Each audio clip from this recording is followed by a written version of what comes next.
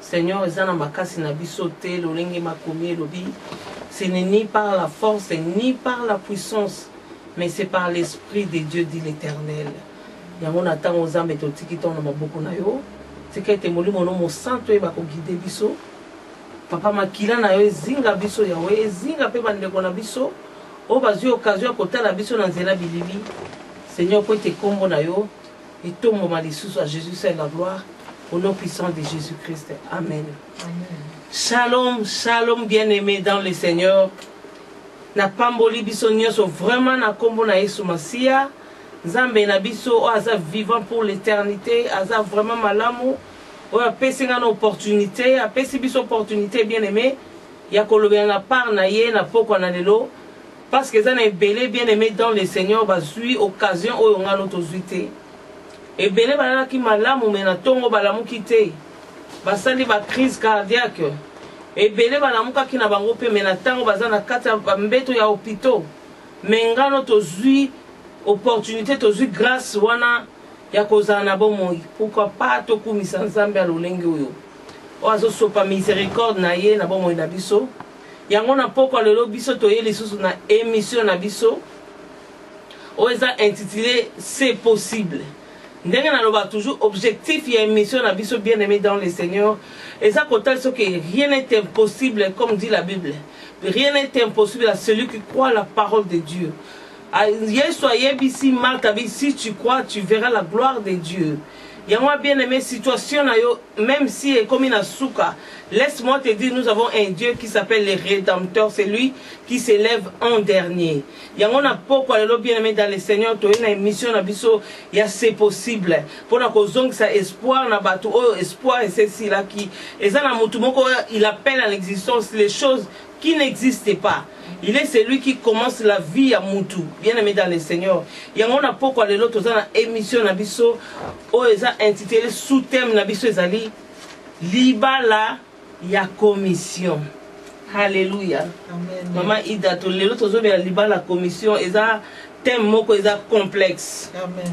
Ils ont vraiment thème moko, ils ont complexe. Pourquoi? Parce que Batumusu Bakoloba ke Libala commission, ils ont faux mariage. Pourquoi? Parce que basangisi bato bayebana ki na bango te. Mais mutu mususu pe azana libala commission pona ye abetaka na ye tolo azana libala na ye. Azana ye pe hongi te. Pona ke musika te na ba o bayebinga te ezanga pasteur Fifi Daniel. Molonga ni ya bishop bienvenu Nengese. Moi ça bishop aza bishop. Aza bishop te moi ça bishop aza femme vertueuse maman. Okay. Amen. Amen. Alléluia. On les appelle ya yemoko papa. To pese mbote bisika zomi nzamba batela ye pena na kombo na Yesu. Yango na biso to ba oyo tozo évoluer na église ya marcher dans l'amour. Oyo na Tottenham E6A Fontaine Road 4QL. Bien aimé osa invité. Kofa nanda kuti bien aimé. David à lobby, il est doux agréable aux frères de demeurer ensemble. À lobby, je suis dans la joie quand on me dit allons dans la maison de l'Éternel. Bien mais yaka na kati ya bana na nzambe to sangana. Tolia esika moko to za na kati na bomoko nzamba kozwa lokumu. Bien aimé dans le Seigneur. Numéro ya téléphone ya Bishop Ezali 074 38 11 45 46. Soko za na posa ko benga ko yeba supo na adresse. Obio bandeli ka émission oboyeba adresse na biso eskato zoami tokuta naka chaque mercredi de 19h30 à 21h tokuta na sou dimanche chaque dimanche de 12h30 à 14h30 oza vraiment le bienvenu na kombo na Yesu Christu nazanga moko te na poko lelo naza toujours na mama nanga oyo na lingaka mingi ne na yebisaka bino mwasi moko ya kimia mwasi moko boboto mwasi moko aza beni. Donc, il y a beaucoup qui se présenter. Naza suboye biye. Na mokuse maman se présenter quand na mokuse. Pour le peuple de Dieu balandayo. Shalom, shalom bandeko. Tokutani lisusu na mokola lelo. Na kombo na Yesu totondi nzambe mingi pote apesa biso tampe na moment oyo. Amen. Ndenge kaka lobby, ndenge kaka mama pasteur a lobby. Batu mingi balukaki moment oyo bazui yango te. Amen. Biso tozui yango tika tokumisa ye pe topambola ye.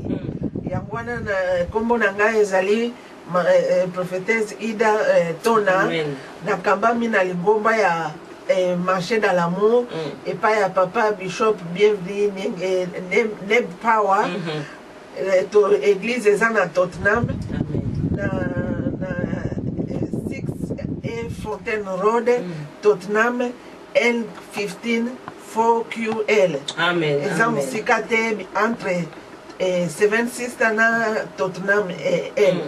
Toza wana tozozela bino boya tosangana tokumisa Nzambe na komona Yesu totondi bino mpona moma bokozwa bobolanda biso.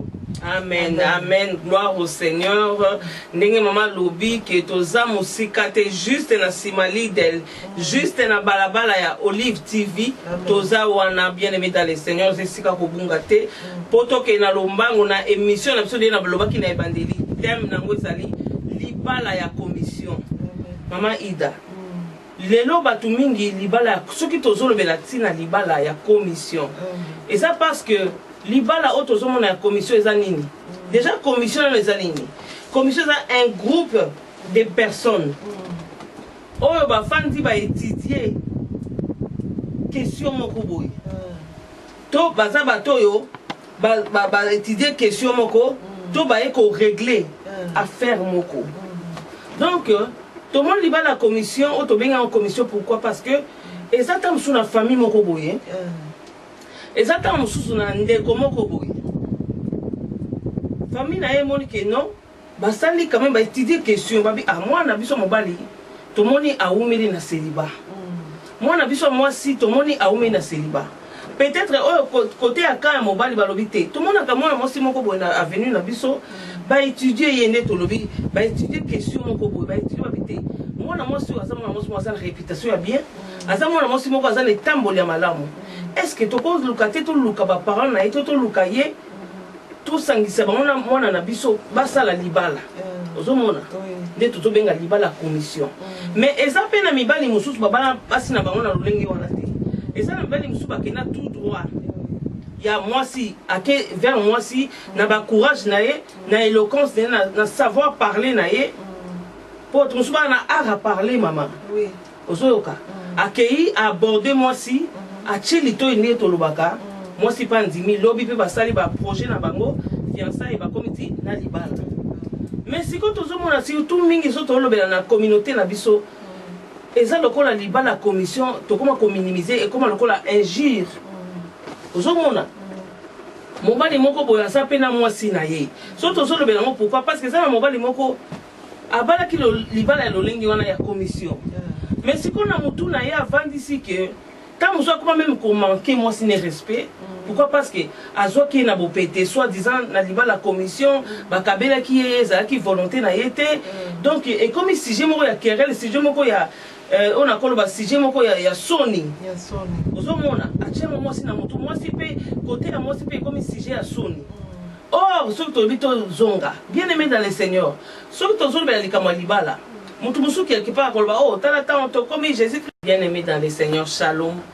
To pesebino shalom esika boza kimia na mokondi Yesu et fanda et demeurer na katina corps, âme et esprit na biso na kombo na Yesu Christo. Ezanga wabino pasteur Fifi Daniel na zomi na église ya marché dans l'amour à l'exemple du Christ. Église ezwami na Tottenham 6A Fontaine Road et Fontaine Road N15 4QL. Bien-aimés dans le Seigneur, vous allez inviter dans l'église à marcher dans l'amour. Horaire, on a vu chaque mercredi de 19h30 à 21h. Chaque dimanche de 12h30 à 14h30. Vous avez vraiment le bienvenu. Ceux qui n'ont pas sanité, numéro portable à Bishop par Waneb, bienvenue Nengese. Ils allaient 074 38 11 45 46. Bien-aimés dans le Seigneur, to bengisi yakato sambela ensemble. Zamba kozalo parce que c'est biblique. Zamba zoba là où il y a 2-3 personnes réunies mon nom, je suis là. C'est vrai, na kati ya ndako na yo boza plus de 2, plus de 3. Mais David a dit, je suis dans la joie quand on me dit, allons dans la maison de l'Éternel. Parce que c'est là où notre Dieu déverse sa bénédiction. Bien aimé, on tozo bengayo, pour nous que musika te zangai, pasteur Fifi Daniel. Moko ya nazali molinga mia bishop bienvenue nengese. Oyo aza bishop, moi si ya bishop aza bishop maman. Non, maman aza bishop, mais ce que totali d'un côté appel ezali individuel. Amen. Ndenge maman lobby normalement moi ça bishop aza bishop te moi ça bishop aza une femme vertueuse. Moi si ozola tamobali na couronne donc bishop zo sala ka musala nzambe po nzambe azwa lokumu na kombo na Yesu Kristu. Na kotika malopa ya maman a se présenter pe maman moko na linga mingi tozakane tout le temps boyebi maman moko boboto maman moko kimia eza malamu boyo kape ye moko na kombo na Yesu. Nazali maman shalom shalom badeko to kutani susu na moya lelo to toni bino na maman nyoso bokozwa pona bolanda biso. Amen. Nazali maman prophétesse Ida Tona na kamba mina lingomba ya marché dans l'amour. Et pas ya papa bishop bienvenue nengese. Amen. Tozawa na pona émission les soso ndenge tokutana ka mukola jeudi. Amen. Nzambe apambola bino. Nzambe apambola bino, Nzambe apambola bino bien aimé dans le Seigneur. Lelo tozo be anatina thème moko eza vraiment complexe na émission na biso toujours. Il y a c'est possible comme dit la Bible, rien n'est impossible à celui qui croit la parole de Dieu. Jésus a l'obina Marthe, si tu crois, tu verras la gloire de l'Éternel. Bien aimé, émission c'est possible. Et le côté où c'est impossible pour échanger la vie na yo. Kaka soki yo moko olingi pour yeso zaki nzambe me asoka kutena muto atune que veux-tu que je fasse pour toi. Pe soki muto wana biki ayebisi muto wana lobi kondimana yo ebikisi yo. Yango tozo ba rien n'est impossible soki olingi situation échanger bien aimé. Objectif na biso yango na kotala so na poko lelo ke situation na yo ekoki ko changer na kombo na Yesu. Amen. Amen, amen. Émission na biso ezali lelo thème na biso ezali libala ya commission. Amen. Lelo tozo bien libala commission bien aimé pourquoi? Parce que libala commission pour na biso surtout la communauté na biso congolaise. Libala commission est comme eloko lokola injure. Libala commission est comme un complexe d'infériorité ndenge bato musu bazo kozwela yango. Yango tonge to lobela. Eza na mobali moko abala mwasi na ye na libala ya commission. Commission na no eza nini? Eza na mwasi moko babala ye na libala ya commission. Mais là tolingi to si sa complexe wana. Tolingi to si sa eloko wana ezo na kati ya mabala ya lolenge wana ezo même trouble peut-être ezo même voire même na humiliation. Amen. Pourquoi? Parce que libala eza ya commission. Commission eza nini? Commission ezali que ezali un groupe de personnes qui étudient une question. Groupe de personnes qui étudient une question pour régler une affaire. Donc groupe ya bato moko bo bazo étudier question moko pour ba régler affaire moko bo. Mais toujours le suko libala ya commission. Pourquoi? Parce que eza na mobali moko toko zonga na osima na ndinga famille. So to be libala commission. Eza na mabala mingi salama. Nde to lobi ke groupe ya bato moko bazo étudier question moko pour ba régler affaire. Donc eza mobali moko boto mwasi moko bona kati ya famille. Mwasi wana aumeli na célibat azobalati. Mobali wana aumeli na célibat azobalati. Mais lokola nzambe acha bato tout autour na biso. Et sali nini? Et sali que ba fandi baluki ba régler affaire moko. Parent to moninga to ndeko to camarade. Amoni peut-être mwasi moko boto mobali moko. Alobi te mobali oyo na koyi ko lukele mwasi o nga na yebi. Ba fanda basali bana lobi ba bota bana. Néanmoins, vice versa na côté pe à moi si. Si ko ba osala ni babandi ko étudier question wana, babandi ko ba régler affaire wana. Donc au mona ba parents ba lobité. moi si vana na baba na biso mwana oya moi si to mwana kai mwana mo boboto mwana moko alingi classe balukika ba qualité na ye balobi OK to présenter mwana biso basala libala libala ndenge on salami et vandi pe baboti bana mais mususu ezali mobale mususu azana une éloquence na ye parce que ezana ba mibali mususu ba vrai dragueur ba vrai parleur bato bazana art ya koloba ye ta mususu koleka na 4 chemins te ye soka lingi mwasi na ye aokende tout droit atie litoi ne tolobaka ekomi nango mpe libala amen mais so tozombela siko libala ya commission pourquoi parce que na biso ekoma lokola injure est-ce que libala ya commission ezali libala vrai ou faux on eza baquestion tokomituna durant émission na biso bien mais dans le Seigneur libala eza kaka libala so tozombela lelo libala c'est vrai mon muso akofanda aza tellement spirituel alobi oh bango bazobela kama mwa libala oyo boye Jésus revient bientôt te bien mais laisse-moi te dire que na pensée ya Nzambe eloko liboso oyo Nzambe a pensé ki pour la humanité ezaki mariage pour Bible alobi tango asali mutu amoni que il n'est pas bon que l'homme soit seul. La Bible déclare je lui ferai une aide semblable aye kosala Ève. Tango asali Ève aye lusu ko penser alobi non bato oyo bakoki il faut bazala bato ba se multiplier. Tango ba se multiplier bien aimé on to benga famille. Siko tango ezolongwa na famille ezo panzana ezo koma communauté. Tango ba famille ezo kutana tozo benga on communauté. Tango tozolongwa na communauté maman Hilda tozo mona mbala moko ezo koma pe pays tout un pays. Tango tozolongwa na pays tozo mona ezo koma continent. Surtout le monde a continent et comme tout un monde. Vous comprenez? Il y a tout un besoin de le paix libala mingi to beta c'était na problème ya libala. Pourquoi? Parce que quand on a nzela libala maman Ida, ceux qui boyo kanezalité diable à côté a bandi libala. Pour diable a yebi que il pensait en Zambie et c'est là qui tombe sali mobali ayo ko sala moi c'est lui va se multiplier. Tant ba ko se multiplier ba combien belende de trouver comme tout un monde. Pour batouana ba zongela ye ba ya ko adorer ye. Si ko diable le ko lazali adversaire munguna alingite que Nzambe azala adorer yango moni azokota na kati ya mabala azopanza. Mais tobo sana teke na kati ya mabala. Kaka na kati ya mabala ezala bato mususu bako ekomema bato mususu na lifelo. Pourquoi? Parce que façon yozo traiter moi si na yo. Façon yozo traiter mobali na yo. Voir même façon yozo traiter bana na yo. Bible eza ko yebisa biso mutu oyo aza kozwa responsabilité ya ndaku na été aza plus qu'un païen. Aza mutu oyo azo renier foi.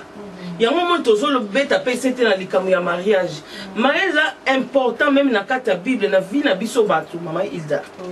Yango moni tozo le besko na tina ya mariage ya commission.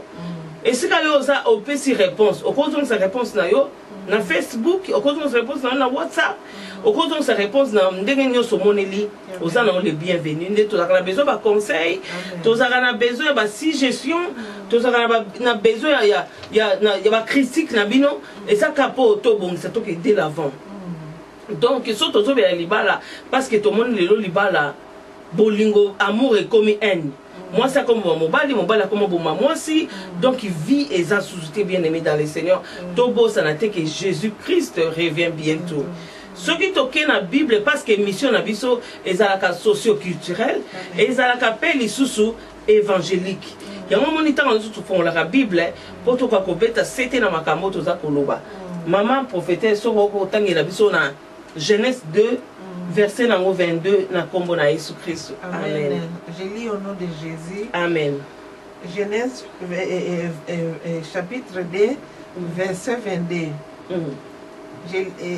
L'Éternel Dieu forma une femme de la côte qu'il avait prise de l'homme et il l'amena vers l'homme.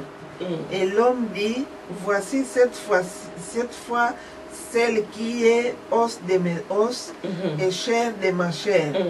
On l'appellera femme. Amen. Parce qu'elle a été prise de l'homme. C'est pourquoi l'homme quittera. Bien aimé dans le Seigneur, molinga mikati na kolo, to monde makomi elobi. yo mobali oyo okotisa complexe na vie ya mwasi na yo. Pourquoi? Parce que balela yo ye na baparents na yo ezalaka souhait na yo te. Yo mwasi okotisa complexe mpona ni mobali tellement aminimisaka yo aemiliaka yo na kati ya koswana nga ozalaka tant mosusu ozalaka kutu na kati ya bapense na nga te babalelaka ngai yo soki kutu na regreta pourquoi na ndimaka libala yango ya commission et tout. Mais leo toni toyebisa one tolobi question ezali ke libala commission eza libala to eza libala te. Nga nazo répondre wana eza yanga question yanga opinion eza libala. Selon la parole de Dieu nde makomi elobi Nzambe azui une de côtes ya Adam abimisi asali nango Ève. Bible elobi soko tali bien ozongisima Bible elobi alalisi un profond sommeil. Azui côte azui asali Ève. Bible yebisi biso bien aimé dans le Seigneur. Bible elobi que azui tant asali Ève aye kozonga epai ya Adam. Azui amemeli Adam Ève. Tango Ève amoni. Non, tango Adam amoni Ève. Hein maman? Tango Adam amoni Ève.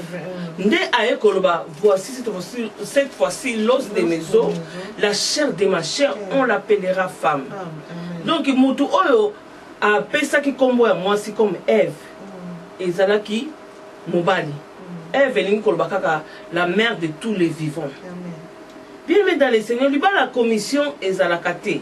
Et le question intervenir dans libala ezalaka amour.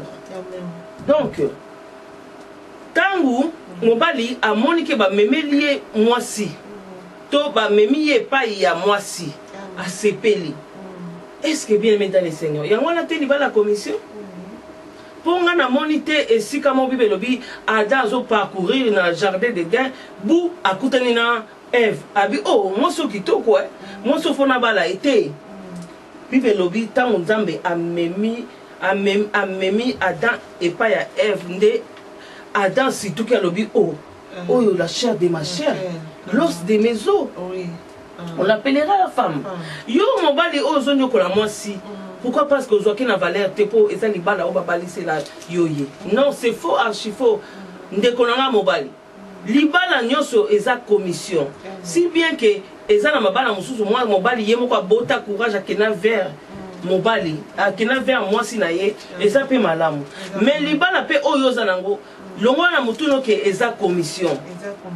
Donc eza libala normalement ezala bongo parce que tout le monde na Bible kana mukanda jeunesse. Et tel si biso même nani moi si autre to benga na kombo ya nani ya Rebecca. Ye pe ba yelaka ye mobali. Ba yelaka ye Isaac. Amen. Ba yelaka ye Isaac na ba serviteur ya Abraham. Abraham atindaki batune ba kene kolukia mwana mobali.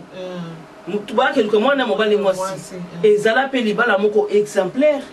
To moni ku tu Bible yebisi biso ke na suka tango maman Sarah kufi. Bible lobi ke nani mwasi a consola mobali na ye. Donc comment les nani otozoloba Rebecca a consola Isaac na liwa ya mama ya Isaac. Donc eza libala commission mais eloko intervenir za bolingo na crainte Nzambe et soki ki toujours malamu.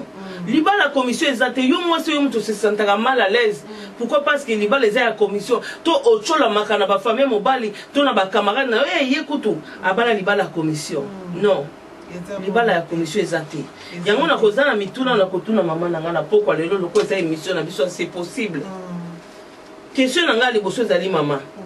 Libala ndengo na oyo batu na moki bazo benga commission. Est-ce que eza libala oyo koki ko umela? Na ebite so yo ko loba ni na place wana. Maman, ce qui totali pe le loba Nzambe ndenge lobi na biso que les mariages soient honorés. Parce que baza déjà bato basi ba yokanaki tango balukili balukani donc bato baluki bango bakutani sikoyo bayokani bien bakomi kosala makambo nyonso bien wana eza déjà libala parce que bayokani question nange ezali que soki libala bon ekoki kowumela ekoki c'est possible ke ewumela parce que soki boyokani botali ke esika bowuti ye baluki ye pona yo mobali akomi epa na yo alingi yo pe olingi donc eloko ya monene yango wana amen eloko ya monene yango wana parce que alingi yo pe olingi amen amen soki alingaki te wana nde eza problème akoloba na yo sur place ke nalingi na ngai te omoi ndenge olobi mama nasepeli makasi na réponse na yo eza ke bameli yo ye me alingi yo mpe olingi donc elingi olakisa okotisinga moko na deuxième question na biso ozomona c'est vrai nde mama alobi libala wana eza libala pourquoi parce que amour nde intervenir na kati wana sikoyo deuxième question na ngai ezalaki ke est-ce que libala ya bongo na kati ya union to unité union ya ndenge wana mama sikoyo na loko eza libala tokoloba nani alingaki moninga liboso lokola eza libala ya ndenge wana mobali tokoloba mobali moto alingaki moninga liboso parce que ezali mobali moto bapresente ye ke toluki mwasi oyo tala aza boye bon mobali asepeli amona mwasi wana ntango amoni ye aye kolinga ye bon mwasi akolinga nsima parce que bamemi ye komema azalaki na position wana te bamemi ye komema omoi ndenge olobima tozolinga kaka objectif na biso to penser na biso tozolinga kolakisa bato ke libala ya commission eza libala oyo moto koki kotuka te to kotyola te eza vraiment libala ozomona kutu yango nde eutaka na jeunesse na ebandeli ndenge mama alobi ke na nde na tuni deuxième question ke libala bona na linga ya moninga liboso sikoyo omoni eloko ezokota complexe na kati ya bacommunauté na biso eza nini ntango tozoyoka ke libala wana eza commission ezosala lokola kaka ke yo nga nalingaki na ngai yo te yo kutu balingaki na yo te bayelaka yo to komo benga lelo colis postal tozobosana ke ndenge mama répondre biso kitoko alobi bolingo kaka moto ezo intervenir soki yo mobali wana mpe olingaki na yo mwasi wana te balingaki bongo bakoma mpe na point ya libala te donc libala kaka ndenge mpe eza biblique nde mama répondre parce que bible elobi mari aimez vos femmes donc mobali moto azomema amour affection epai ya mwasi sikoyo na kokamwa pourquoi bato bakoba na kotyola libala ya ndenge wana yo pozo ndima batyola yo na libala ndenge wana te mama esika ovandi nalingi obetaka tolo na libala na yo si il faut même raconter parcours na yo to histoire ya libala na ozala free ya koraconte yango parce que eza libala mpenza ya solo kutu motu soki atyola yo nango bi yanga libala kutu nde ya vrai oyo mpenza nzambe amemaki adam epai ya eve donc eza libala mama eza libala ya konéglige te eza libala ya kotyola te parce que ezali deke yo mobali omoni mwasi wana bamemeli yo osi olingi ye ye mpe azongisi bolingo na ye bino mibale bolingani bokomosala makambo nyonso tu mbala moko sikoyo soki bakanda eye makambo akoswana eye otyolaka moninga ke eza libala naponaka na ngai yo te wana eza lisumu tozomema parce que bosi bosalaki déjà libala donc bozonéglige libala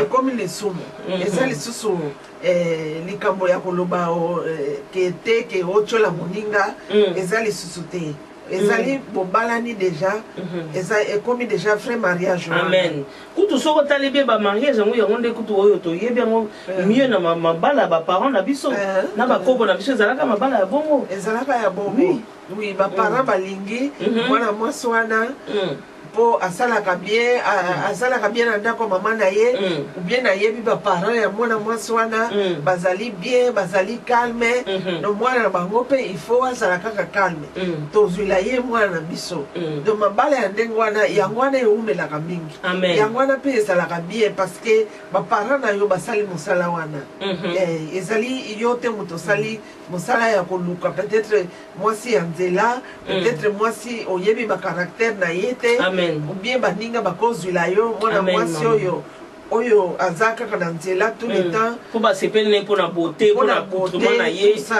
c'est ça mais soki baparent bazweli yo Uba noko na yo bazweli yo wana eza vrai libala fio olanda uba ndeko voir même ba camarade oui pourquoi parce que maman parce que bango so ba yeli yo mwasi bongo obe za point parce que bango nde bazwi temps ya ko étudier mwasi wana ba yeli yo oh par contre oh peut-être yo moko olandaki peut-être ka tango moni na nzela boye tango moni ni ba première impression est toujours la bonne soi-disant oh eza nango parole de Dieu te donc tango mona ki o sepele ngana kubala ka mwasi mais par contre auto zo benga entre guillemets ya commission et ça bato ba eli o commission bazwi na nous temps ya ko étudier mwasi wana nde to mona même banda ko na biso batika na commission au moins na commissionnaire kuluka yeba ndako ne banda ki ndenge ni neza na adresse nini nani l'anglode nangwaza nani akoluka zo ba détail nyonso possible pour azala sur ne loko azoteka donc tozo nga to na penser à mobali moko to ya mwasi moko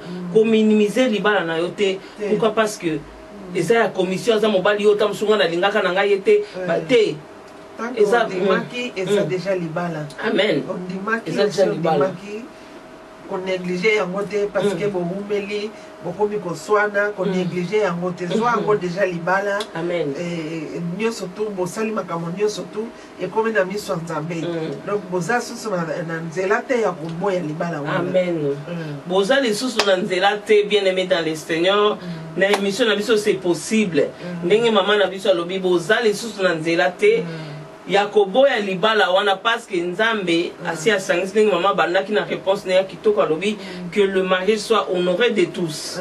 Alors toki na troisième question na biso mama siko libala ya bongo oyo eza ya commission ndenge bato bazobenga mama moto alingaki kosangisa bino bosangana to papa to famille to camarade groupe de gens ndenge tolobaki awa oyo baétudiaki question balukaki barégler une affaire soki libala bongo ekoti nungu ekoti epitopali libala ndenge wana ekoti mbilinga elobi nango bana Kishasa siko est-ce que boza obligé bozonga kaka pa bato oyo bakutanisaki bino mpo barégler affaire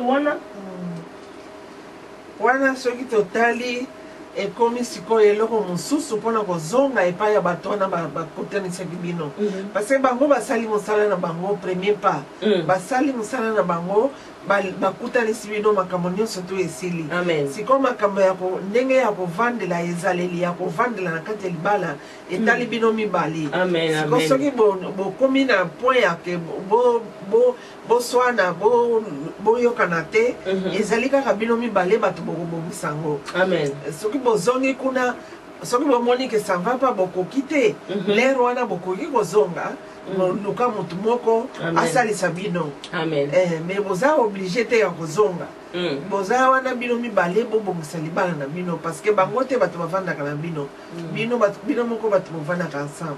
Gloire au Seigneur, maman lobi, bino moko bat bovana ensemble, boza obligé te ya kozonga pa bato bakutanisa ke bino po ba arranger libala na bino. Parce que tant bozo fana na bino moko ne boyebani mabe o azama be o azama malamu. Nani azama be na azama malamu. Donc boza susu obligé kozonga te o tala mwasi oyo balisaki ngai, tala mobali o pesaki ngai, tala nazoko wa comportement na yete bona bokimi ezate na ndako parce que yete mutu akolukila bino solution na bino ekouta kaka epai na Nzambe.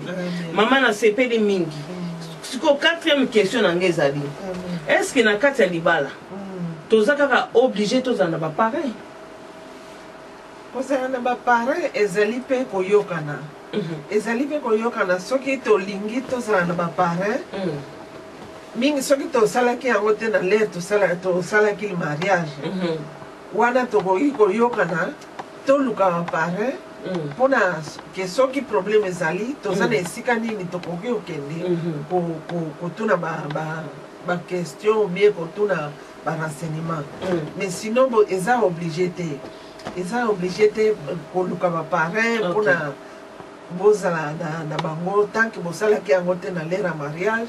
Même avant même le mariage, est-ce que beaucoup le comprennent? Parce que tout le monde a ça demandé trop que avant le mariage, on dit bah tu vas le comprendre pareil. Il y a une question dans les allées, est-ce que dans l'Iba l'agnon se posa obligé de aller parrain? D'accord, c'était. nakanisi te boza obligé parce que mingi eza na baparent mingi mpe eza na baparent te parce que baparent toluka bango mpona soki problème ezali toyebi ke tozokende kuna epuis ezali fiere mpe mpona koprésente na bato oyo baza baparent na biso mais sinon ezali penza na ntina te baza batémoin ya libala bakoki baza ya témoin ya libala na bino mais problème eza soki bozwaki bango te na lere ya libala yango wana problème mais sinon bokoki kozwa bango olingi oloba ke c'est mieux ou exact peut-être mieux kozala na batémoin ke kozala na baparrain donc pourquoi parce que témoin nde ayebi ke nazalaka ntango libala oyo esalamaka et puis soki otali bien mosala témoin esukaka nango na mariage to tokoloba mpe na coutumier soki bazalaki baa batémoin religieux soki mpe bazalaki na église baza batémoin tout comme soki mpe ezalaki na civile soki bazalaki baa batémoin esukelaka bango wana mais kozala baparrain ndenge olobi toza obligé kozala baparrain te moi je pense que c'est vrai toza obligé te ya kozala baparrain mpo na nga parrain ya liboso ya couple c'est Jésus seul parce que biso tozwa idéologie to penser à témoin yende butakoya kotia biso kimia na libala soki likambo ezali témoin koya donc to se pencher plus na témoin oh soko tali bien ezalaka mingi erreur pour nga na maman réalité moko eza vrai ezalaki na couple moko bango babalanaki alors to babalani même si tozomona bamosusu bazoluka te nga baparrain na nga fo bazala kaka pasteur ou bien baparrain na nga fo bazala bato basi bango mpe babalana to bato bayebi nzambe to boye te c'est bien bon sikoyo nalobi ke parrain ya solo aza Jésus Christ sikoyo bango basalaki nini balukaki baluka baparrain mpe balukaki baparrain moko ya mwa mikolo baparrain ya mwa mikolo ezalaki nini babota depuis Afrique baya mpe ntina poto bango siko na miso ya bomoto bamonaki bango nde bavrai parrain pourquoi parce que bazalaki mpe bato moko âgé bato moko mature mais longo nde esalamaki nzoka nde to bazwi mwa baparrain babalani mama Hilda nzoka nde bato wana bazalaki bato basi basesepara kala nzoka basalaka nde babengango nini séparation des corps bango siko bayebaka te ozomona soki otali bible ezobala biso on donne ce qu'on a sikoyo bisanga moto ya bongo azoya kopesa c'est vrai akoconseille maloba kitoko mais aopesa maloba ya lokuta parce que fo pesa yo oyo ye aza nango eza ndenge nini soki aza na caractère ya mabe akoyebi soki mama nga nautaki na caractère ya mabe mais libala efandaka na mabe te zala boye donc azoyebi so vérité mais sikoyo ya koya kokosa yo pendant que ye parent se comporter mabe na lokuta na comportement mabe na libala azoya koyebi so te kanga motema libala ezalaka fo ozala mwasi malamu makambo bongo ekozala na impact te na couple na bino parce que azopesa bazoprodiguer kaka baconseil ya mensonge ozomona mama bazopesa bino makambo oyo yasalaka te oyo yo ozozela mpe te comme conseil bazopesa yo yango ozala na réussite te parce que eza ndenge wana eza na ntina te donc soki totali yango eza na ntina te olingi oloba kiparrain eza na ntina te c'est vrai kiparrain eza na ntina te pourquoi parce que ndenge olobi wana bokozwa baparrain moko baza na apparence ya piété baza na apparence ke baza baamoureux mais nzoka nde eza nango kaka apparence na kati na bango ndenge mpe belobi tomo blanchi na kati ya libala na bango ya bango moko kutu ese kufa siko tozobosanaki baparrain baza bato bazalaka mingi proche na couple or soki otali bien moto oyo s'approcher na ye parrain azala mpe bato moko ntango mosusu ozosola mpe plus na mwana na yo bosolaka ne plus or siko tozotalaki na vie na biso normal bato tozovivre moto oza ne plus ebotaka alliance sans que oyeba pourquoi parce que oza ne plus opesi ye motema ye mpe apesi yo motema lokola alliance ya David na Jonathan sikoyo ntango yokanga na moto ya bongo oyo ozomona parrain entre temps na libala na ye afandi bien te azo affecté yo mpe sans le savoir yango omoni vie ya baparrain eza vraimen mpasi tokoka kozongela mpe koluka koyeba surtout na bana na biso bakozwala mabala plus tard kolakisa bango Christ nde aza parrain plus ke koluka parrain parce que azopesa yo oyo ye moko aza nango te. Amen. Azopesa yo pe na motema moko te. Del côté motema na ye ezali na pourquoi kana bima na likambo na bima ke na sina pesi conseil bayoki sili nango akome pa na ye asala nango te. Oh tozo bozala ke vérité nezala na impact. Nezala na impact. Donc yango nde eza pasi mpona kozala na bapareil ya ndenge wana eza facile te. Eza facile te. Donc ndenge olobi wana eza pasi kozala bapareil ya ndenge wana conseil biso tokopesa na bana na biso peut-être bakobala nsima bapareil ya liboso eza nanu Christ ye moko Nzambe. Pareil ya mibale eza baparents. C'est ça parce que parents loba za nandoki eza na parent moko te akolinga malheur ya mwana na ye eza na parent moko te akofandisa mwana na ye parent moko te oyo akofandisa mwana mpo bana koyebisa makambo mabe ozomona soki vraiment za mama ya motema monene donc yango tonga tolobela tina vraiment libala ya commission. Oui parce que soki totali ba mariage mosusu ya kala ezalaki soki mwasi na mobali baswani mwasi akimi epai ya baparent na ye mwasi wana akozonga susu te disons baparent na ye bakolinga te balalisa mwana na bango na kati ya ndako na bango. Il faut bakende kozongisa ye na butu wana soki babombi ye mobali mpe ya kosilika surtout tata mingi ya silikaka mingi kifale pa olalisa ye awa azosikela mama ifale pa olalisela ye awa donc opesa ye baconseil akozongisa mwana bango na libala wana nde esalemaka. Question mosusu na kotuna mama mpona koanime moke émission na biso question mosusu na kotuna yo nga nayebi ke c'est vrai, circonstance n'est pas si Dieu seul le sait. Vous avez qui moi sur au balaki, vous avez na libala na yo. Tant que vous na papa, les alaki na libala. Ne pas me dire ça que le bazo va la commission, bazo commission pour vraiment va na commission. Na éviter à yo zaki ne mais to le vite que commission za mabe, libala pe o mususu mobala drake za mabe, nyoso za libala. Mais si ko yo zaki na ndenge ni mama. No wana na ko yebate parce que anga zaki ya commission te. Zaki ya commission te, ezalaki vrai libala to yokani. C'est mieux que ça vrai, na commission na wana mieux que ça vrai. Amour comme tu dois intervenir. Donc wana nde naza kale la ko za na réponse. Te ya yo problème en weza ndenge nini? Dispute en weza ndenge nini mais c'est toujours possible. Solution et zo na couple. Ole que to continuer toujours na ko so na ko finga na ko bomana. Vraiment tout tient Jésus-Christ.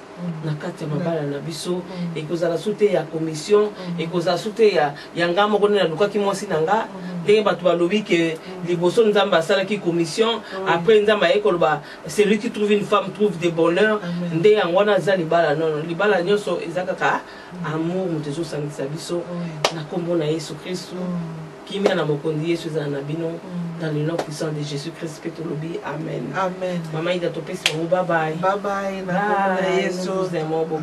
Amen. Bye. Bye.